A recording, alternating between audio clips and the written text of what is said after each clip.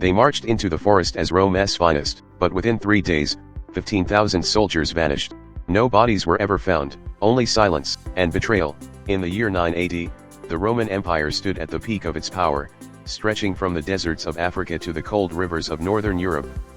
Yet deep inside the misty German forests, a storm was quietly gathering, one that would shake the foundations of Rome.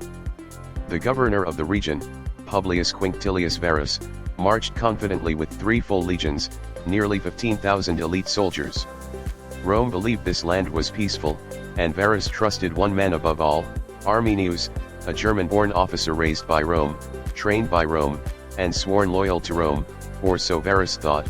One evening, as the Romans prepared to break camp, Arminius approached Varus with alarming news. He claimed that several German tribes were secretly plotting to revolt. The only way to stop them, he insisted, was to move immediately through the forest and crush the rebellion before it began. Varus, arrogant and convinced that he understood the region better than anyone, believed him without question. What he didn't know was that Arminius was orchestrating the entire trap, playing both sides with deadly precision. At dawn, the legions entered the Teutoburg forest, a narrow, twisting labyrinth of ancient trees, deep mud, and thick fog. The usual Roman formations broke apart as the terrain grew worse. Shields scraped against branches, wagons sank into the ground, and soldiers struggled to stay together. A strange silence hung over the marching columns, even the birds seemed to hold their breath. Varus brushed off the nervous whispers among his men. He believed Rome's might was unbreakable. The forest, however, had other plans. Without warning, the world exploded. Arrows hissed through the trees, striking Roman soldiers with brutal accuracy. Screams filled the air as German warriors emerged from behind the trunks, attacking with wild ferocity. The Romans tried to form ranks, but the terrain shattered their discipline. Varus shouted orders, but they were lost in the chaos. And Arminius, the man he trusted, had vanished. In that moment, Varus finally understood. He had been betrayed, and the enemy was already inside his ranks. Rain poured relentlessly as the survivors built a desperate camp. The forest swallowed the night, and the men huddled together, soaked and shaking. Every few minutes, a spear or arrow would strike from the darkness, keeping the soldiers awake in fear. Varus sat alone in his tent, the weight of his failure pressing down on him. For the first time in his career, the proud governor felt the sharp edge of dread.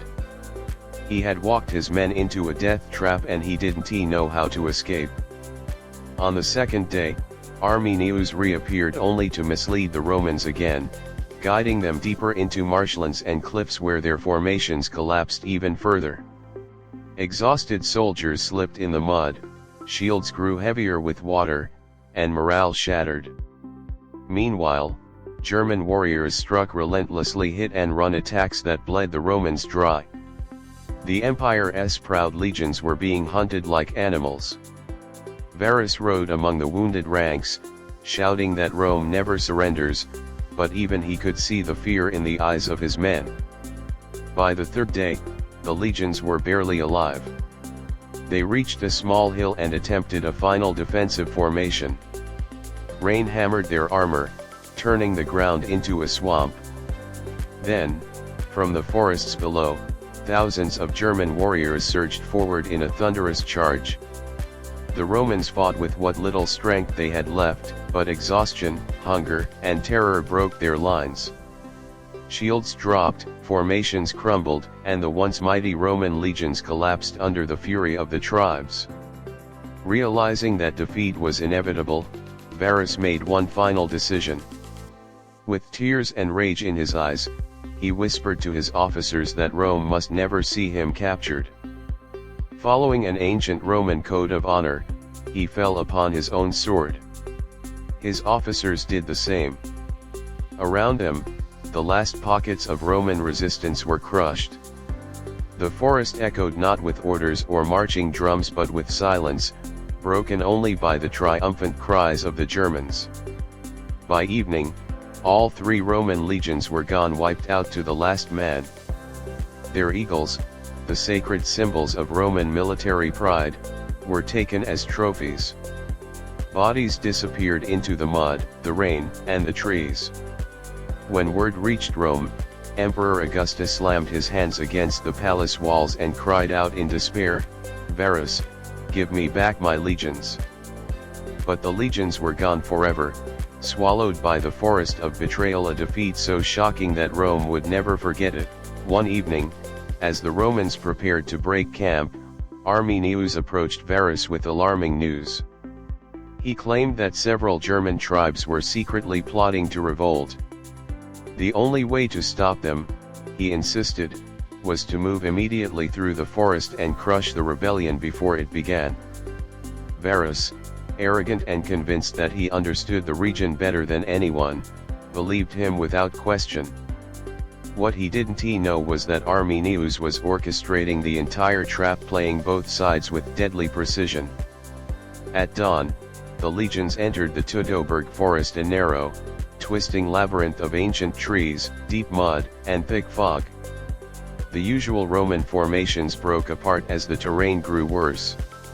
Shields scraped against branches, wagons sank into the ground, and soldiers struggled to stay together.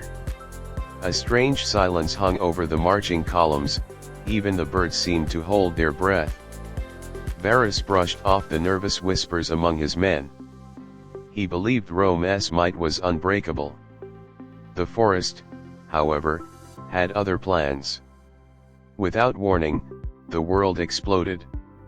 Arrows hissed through the trees, striking Roman soldiers with brutal accuracy. Screams filled the air as German warriors emerged from behind the trunks, attacking with wild ferocity. The Romans tried to form ranks, but the terrain shattered their discipline. Varus shouted orders, but they were lost in the chaos.